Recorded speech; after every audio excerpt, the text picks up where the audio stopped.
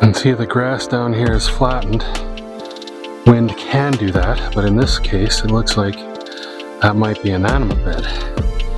So this might be the view that Mr. Bear, or Mr. Deer, or Mr. Moose or something gets first thing in the morning. Isn't that a lucky little blighter?